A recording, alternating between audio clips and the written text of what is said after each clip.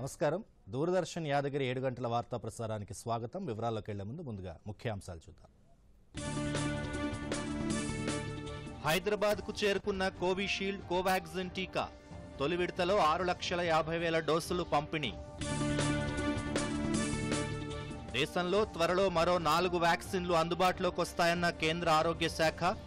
Covid కేసుల సంఖ్య తగ్గుముఖం పట్టిందన్న కేంద్ర ఆరోగ్య శాఖ కార్యదర్శి రాజేష్ భూషణ్. నవభారత నిర్మాణానికి యువత ముందుకు రావాలని ప్రధాని నరేంద్ర మోదీ పిలుపు. యువత ఆకాంక్షలకు నూతన విద్యా విధానం ఉపకరిస్తుందని వ్యాఖ్య. రైతుల సమస్యలపై అధ్యయనానికి నిపుణుల కమిటీని నియమించిన సుప్రీంకోర్టు. కమిటీ నివేదిక అందే వరకు వ్యవసాయ చట్టాల అమలుపై స్టే విధింపు. జంట నగరాల్లో నేటి నుంచి ఉచితంగా మంచినీటి సరఫరా. 10 లక్షల కుటుంబాలకు ప్రయోజనం కలుగుతుందని మంత్రి కేటీఆర్ వెల్లడి. రాష్ట్రంలో బర్డ్ ఫ్లూ వైరస్ ఉనికి లేదన్న మంత్రి తలసాని శ్రీనివాస్ యాదవ్. అపోహలు వదంతులు నమ్మవద్దని సూచన. కరోనా వ్యాప్తి పట్ల ప్రజలు అప్రమత్తంగా ఉండాలి. విధిగా మాస్క్ను ధరించడం, ఇతరులతో మాట్లాడేటప్పుడు కనీసం 6 అడుగుల భౌతిక దూరం పాటించాలి. తరచూ చేతులను శుభ్రంగా కడుక్కోవడం, వైద్యులు సూచించిన విధంగా ముందస్తు జాగ్రత్త చర్యలు పాటించడం ద్వారా కరోనాను నిరోధించవచ్చు.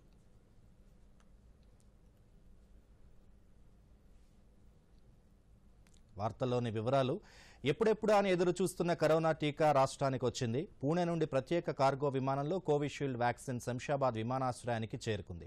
6,50,000 డోసుల కోవిడ్ టీకాలు ఉదయం 11 గంటల సమయంలో రాష్ట్రానికి చేరుకున్నాయి. వ్యాక్సిన్ భద్రపరిచి సరఫరా చేసేందుకు కోఠి వైద్యారోగ్య శాఖ కార్యాలయంలో 40 క్యూబిక్ మీటర్ల వ్యాక్సిన్ కూలర్ ఏర్పాటు చేశారు. కోఠి నుండి వివిధ ప్రాంతాలకు వ్యాక్సిన్ ని తరలించేందుకు 866 కోల్డ్ చైన్ పాయింట్లు ఏర్పాటు చేశారు.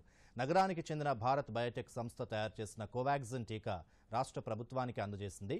ఈ నెల 16 నుంచి దేశవ్యాప్తంగా కోవిడ్ వ్యాక్సినేషన్ పంపిణీ ప్రారంభమవుతుంది. కాగా పూణేలోని సీరం ఇన్స్టిట్యూట్ ఆఫ్ ఇండియా నుండి 10 ప్రత్యేక విమానాల్లో 56.5 లక్షల డోసుల్ని దేశంలోని వివిధ నగరాలకు తరలిస్తున్నట్లు పౌర విమానయాన శాఖ మంత్రి హర్దీప్ సింగ్ పూరి ట్వీట్ చేశారు. Air India, spice jet, IndiGo, go air విమానాల ద్వారా ఢిల్లీ, చెన్నై, కోల్కతా, గౌహతి, షిల్లాంగ్, అహ్మదాబాద్, బెంగళూరు, హైదరాబాద్, విజయవాడ, లక్నో, చండీగఢ్, భువనేశ్వర్లకు తరలిస్తున్నట్లు కేంద్ర మంత్రి హర్దీప్ సింగ్ పూరి తెలిపారు. ఇలా ఉండగా కేంద్ర ప్రభుత్వ విజ్ఞప్తి మేరకు తొలి దశలో 10 కోట్ల డోసుల్ని సరఫరా చేస్తున్నామని serum institute of India CEO other Poonawalla చెప్పారు. వీటిలో ఒక్కొక్క డోసు ధర 200 రూపాయలకు అందజేస్తున్నామని తెలిపారు. సామాన్యులు, పేదలు, ఆరోగ్య కార్యకర్తల కోసం తక్కువ ధరకు సరఫరా చేస్తున్నట్లు చెప్పారు. ప్రైవేటు సంస్థలకు మాత్రం ఒక్కొక్క డోసు ధర 1000 రూపాయలుగా విక్రయిస్తామన్నారు. అటు దేశవ్యాప్తంగా ఈ నెల 16 నుంచి కరోనా టీకా పంపిణీ ప్రక్రియ మొదలు కానున్న నేపథ్యంలో మరిన్ని వివరాలను కేంద్ర వైద్యారోగ్య శాఖ కార్యదర్శి రాజేష్ భూషణ్ వెల్లడించారు. దేశంలో త్వరలో మరో 4 వ్యాక్సిన్లు అందుబాటులోకి వస్తాయని, ప్రస్తుతం కోవిషీల్డ్, కోవాక్సిన్ సిద్ధంగా ఉన్నాయని చెప్పారు. కేంద్ర ప్రభుత్వం మొత్తం 110 లక్షల కోవిషీల్డ్ వ్యాక్సిన్ డోసులని తొలి దశలో అందించేందుకు సీరం ఇన్స్టిట్యూట్ ఆఫ్ ఇండియాతో ఒప్పందం కుదుర్చుకున్నట్లు తెలిపారు. కోవిషీల్డ్ వ్యాక్సిన్ ఒక్క డోసు ధర 200 రూపాయలుగా ఉంటుందని చెప్పారు.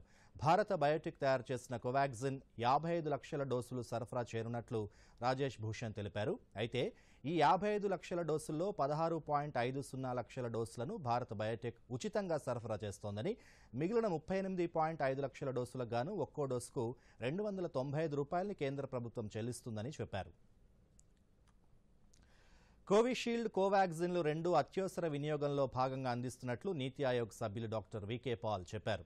వ్యాక్సిన్ తీసుకున్న తరువాత తదనంతర పరిణామాలపై ఆందోళనలు చెందొద్దన్నారు. ఈ 2 వ్యాక్సిన్లను పరీక్షించామని, వీటిపై దుష్ప్రభావాలు లేవని అన్నారు.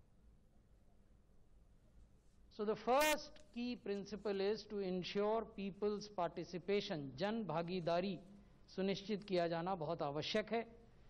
दूसरा जो प्रिंसिपल है वो है utilise the experience of elections and universal immunisation programme. तीसरा है किसी भी एग्जिस्टिंग हेल्थ केयर सर्विसेज पर इसका कुप्रभाव न पड़े, खासकर जो राष्ट्रीय कार्यक्रम है.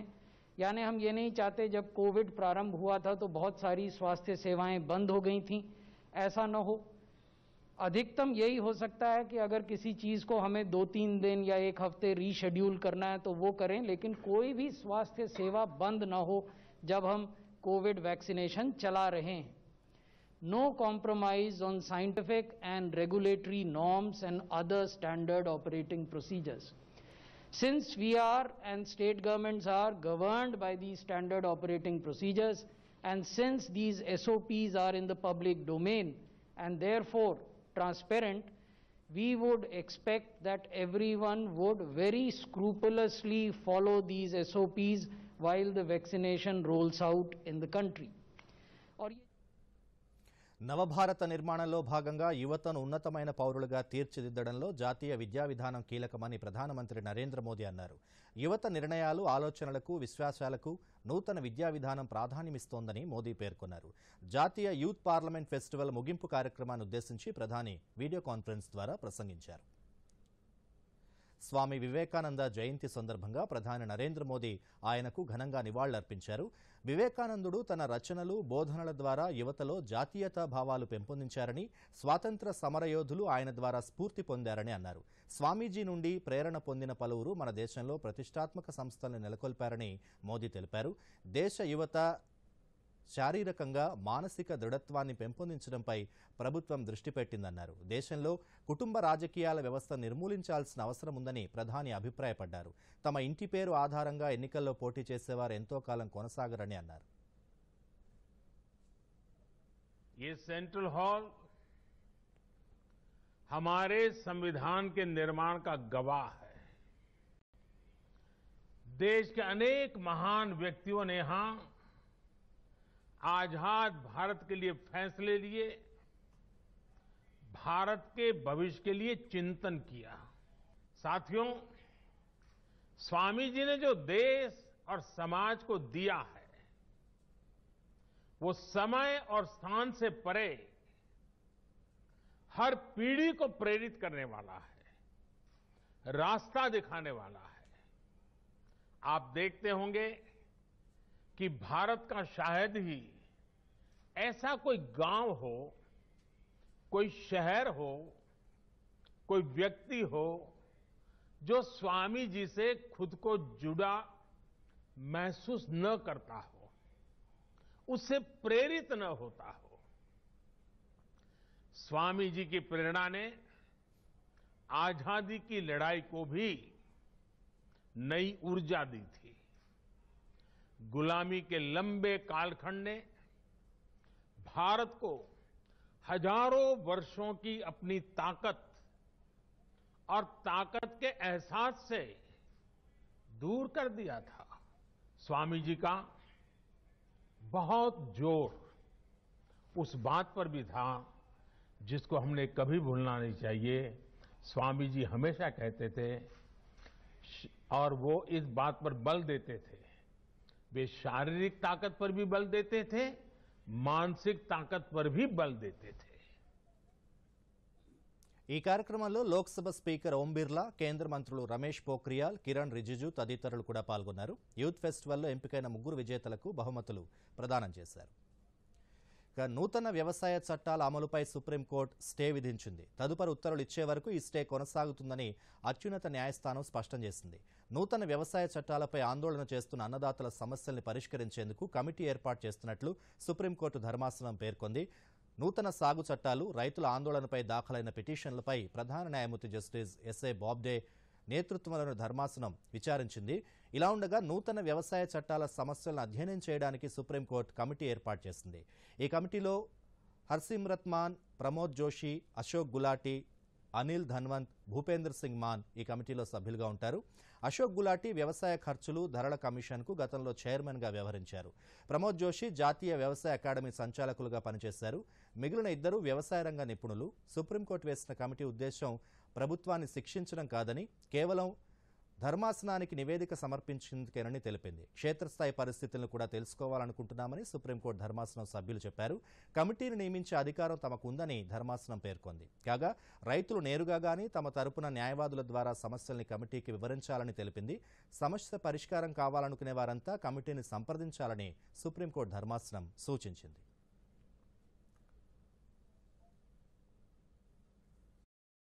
త్వరగా కానీ గురు, ప్లీజ్ త్వరగా. ఇంకో మ్యాచ్ ఏదైనా ఉందా? అలాంటిదే అనుకో గురు, బ్యాంక్ వెళ్ళాలి తాతగారిని తీసుకుని. అవును కదా, వయసు అయిపోయినప్పుడు అప్పుడప్పుడు సహాయం కావాలి మరి. కానీ బ్యాంకింగ్ కి కాదు. అయినా గానీ ఆర్బీఐ ఉంటుంది, సీనియర్ సిటిజన్స్ అందరికంటే ఉందని. మీరు 70 ఏళ్లు నిండిన వారైనా మీరు బ్యాంకుకి వెళ్ళలేకపోయినా బ్యాంకు మీ దగ్గరికి వస్తుంది, అవసరమైన సేవలతో, అది యోగ్యమైన ధరలకి. సీనియర్ అందరికన్నా ముందు. ఆర్బీఐ అంటుంది, విషయాలు తెలుసుకోండి, జాగరూకంగా ఉండండి. ఎదుగు ఎదుగు ఎదగాలి నాతో,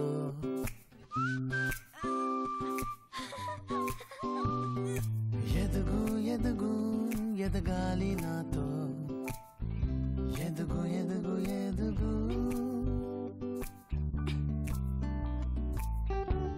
ఇలా పిల్లలతో పాటు పెరుగుతాయి ఎల్ఐసి వారి చిల్డ్రన్స్ ప్లాన్స్. ఇవి పిల్లల ఎదుగుదలలో ప్రతి దశకి ఆకర్షణీయమైన మొత్తాలు అందిస్తాయి. ఎదుగు ఎదుగు ఎదగాలి నాతో. గ్రేటర్ హైదరాబాద్లో ఉచిత మంచినీటి సరఫరా పథకాన్ని పురపాలక శాఖ మంత్రి కె తారక రామారావు రహమత్ నగర్లోని ఎస్పీఆర్ హిల్స్లో లాంఛనంగా ప్రారంభించారు. ఈ సందర్భంగా ఇంటింటికి జీరో నీటి బిల్లుల్ని మంత్రి పంపిణీ చేశారు. కార్యక్రమంలో మంత్రులు మెహమూద్ అలీ, తలసాని శ్రీనివాస్ యాదవ్, మల్లారెడ్డి, ఎమ్మెల్యే మాగంటి గోపీనాథ్, మేయర్ బొంతు రామ్మోహన్, ప్రభుత్వ ప్రధాన కార్యదర్శి సోమేష్ కుమార్ కూడా పాల్గొన్నారు.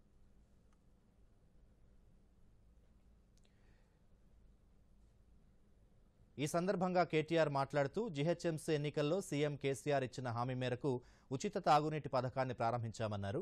ఈ పథకం ద్వారా ఒక్కో కుటుంబానికి నెలకు 20,000 లీటర్ల వరకు ఉచితంగా నీటిని సరఫరా చేస్తామన్నారు.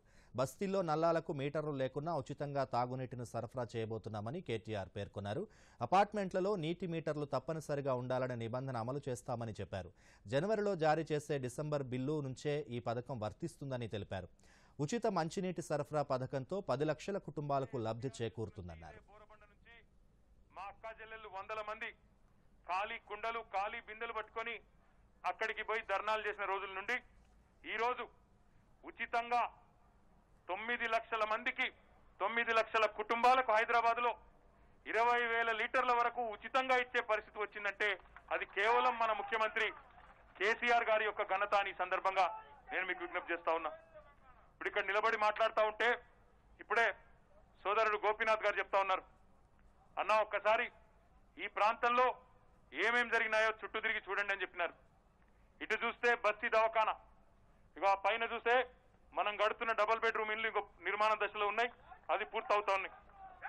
ఇక్కడ బ్రహ్మాండంగా వేసుకున్న ఈ రహదారి, ఎడమ వైపు చూస్తే నిలువెత్తున డాక్టర్ బాబాసాహెబ్ అంబేద్కర్ గారు సెంటర్ ఫర్ దళిత్ స్టడీస్ మనందరికీ ఆశీర్వాదం ఇస్తూ ముఖ్యమంత్రి గారి ఆలోచనలో ఒక అద్భుతమైన డాక్టర్ బాబాసాహెబ్ అంబేద్కర్ గారి పేరిట సెంటర్ ఫర్ దళిత్ స్టడీస్. ఇంకొక వైపు చూస్తే ఇక్కడే బ్రహ్మాండమైన రిజర్వాయర్. ఇవన్నీ కూడా మరి ప్రజలకు మంచి జరగాలి, పేద ప్రజలు బాగుండాలి, కులాలు మతాలతో నిమిత్తం లేకుండా, ప్రాంతాలతో సంబంధం లేకుండా ఎవరైతే హైదరాబాద్ లో పేదలున్నారో వారు బాగుండాలన్న ఆలోచనతోనే గౌరవ ముఖ్యమంత్రి గారు ఈ ప్రభుత్వం పనిచేస్తుంది. ప్రస్తుతం కోవిడ్ వ్యాప్తి కాస్త తగ్గుముఖం పడుతూ ఉండడంతో పాఠశాలల్ని తెరిచేందుకు ప్రభుత్వం ఏర్పాట్లు చేస్తోంది. ఇందులో భాగంగా ఫిబ్రవరి 1వ తేదీ నుంచి మాన్యువల్ తరగతులకు అవకాశం కల్పిస్తూ ప్రభుత్వం నిర్ణయం తీసుకుంది. తొలుత 9, 10 తరగతుల విద్యార్థులకు మాన్యువల్ పాఠాలు బోధించాలని సూచిస్తూ వారి హాజరుకి సుముఖత తెలిపింది. పాఠశాలని తెరిచేందుకు అనుసరించాల్సిన విధి విధానాలపై విద్యాశాఖ మంత్రి సబితా ఇంద్రారెడ్డి అధికారులతో సమీక్ష జరిపారు. కోవిడ్ వైరస్ కారణంగా గత ఏడాది మార్చి 2వ వారం నుంచే విద్యాసంస్థలు మూతపడ్డాయి. సుదీర్ఘ విరామం తర్వాత విద్యాసంస్థలు తిరిగి ప్రారంభం కాబోతున్నాయి. కరోనా వైరస్ వ్యాప్తి కొనసాగుతున్న నేపథ్యంలో ప్రభుత్వం ఆన్లైన్ బోధనకు అనుమతిచ్చింది. వీడియో పాఠాలు, ఇతర నెట్వర్కింగ్ యాప్ల ద్వారా తరగతులను విద్యాశాఖ నిర్వహిస్తోంది. రాష్ట్రంలో ఇప్పటివరకు ఎక్కడా బర్డ్ ఫ్లూ ఆనవాళ్లు లేవని పశుసంవర్ధక శాఖ మంత్రి తలసాని శ్రీనివాస్ యాదవ్ అన్నారు. ప్రజలు ఎటువంటి అపోహలు, ఆందోళన చెందవద్దని సూచించారు. బర్డ్ ఫ్లూ వ్యాప్తిని అరికట్టేందుకు తీసుకోవాల్సిన జాగ్రత్తలపై వైద్య ఆరోగ్య శాఖ మంత్రి ఈటెల రాజేందర్ ఉన్నతాధికారులతో సమీక్ష జరిపారు. మన రాష్ట్రంలో బర్డ్ ఫ్లూ వచ్చే అవకాశం ఏమాత్రం లేదని చెప్పారు. సరిహద్దు జిల్లాల్లో పశుసంవర్ధక అధికారులు, సిబ్బంది అప్రమత్తంగా ఉండాలని సూచించారు. ఈ సందర్భంగా శ్రీనివాస్ యాదవ్ మాట్లాడుతూ కోడిగుడ్డు, చికెన్ తింటే బర్డ్ ఫ్లూ వస్తుందనేది అపోహ మాత్రమేనని అన్నారు. అనంతరం మంత్రి ఈటెల మాట్లాడుతూ బర్డ్ ఫ్లూతో ఇప్పటివరకు మనుషులకు ఎలాంటి నష్టం జరగలేదన్నారు. రాష్ట్ర వ్యాప్తంగా హెల్త్ ర్యాపిడ్ యాక్షన్ టీమ్స్ను ఏర్పాటు చేశామని చెప్పారు. అపోహల వల్ల పౌల్ట్రీ పరిశ్రమ తీవ్రంగా నష్టపోయే ప్రమాదం ఉందని ఈటెల రాజేందర్ అన్నారు.